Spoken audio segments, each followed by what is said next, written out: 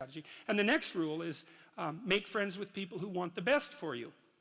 And that's a meditation on my own childhood and adolescence to some degree. I had friends who wanted the best for me and friends who didn't. And, you know, they were friends who, some of them were aiming up and some of them were aiming down. And if you have a friend that's aiming down and you do something that's aiming up, then they're generally not that happy about it, you know. They try to top your accomplishment with one of their own, hypothetical or real, or put down what you're doing, or offer you a cigarette if you're trying to quit and you've kind of done that successfully, or a drink if you've been drinking too much and are trying to stop being an alcoholic, you know. Or yeah, they're cynical and bitter and devoted towards no good. And sometimes that's family members too, and sometimes it's even part of you, you know. But this chapter is an injunction to people, is like you have an ethical responsibility to take care of yourself, you have an ethical responsibility to surround yourself with people who have the courage and faith and wisdom to wish you well when you've done something good, and to stop you when you're doing something destructive. And if your friends aren't like that, then they're not your friends. And maintaining your friendships with them might not even be in their interest.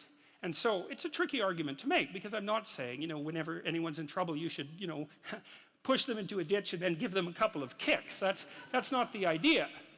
The idea is that, well, I had a couple of rules I didn't write about. One was be careful about whom you share good news with, and another was be careful about whom you share bad news with. And everyone, those rules ring in people's minds quite quickly. A friend is someone you can share good news with, you know. You go to them and you say, hey, look, this good thing happened to me. And they say, look, I'm so happy that that happened to you. Like, way to be. And they don't think, God damn it, why didn't that happen to me? And like, you know, you didn't deserve it. Here's a bunch of reasons you're stupid and why it won't work. It's like, that's not helpful.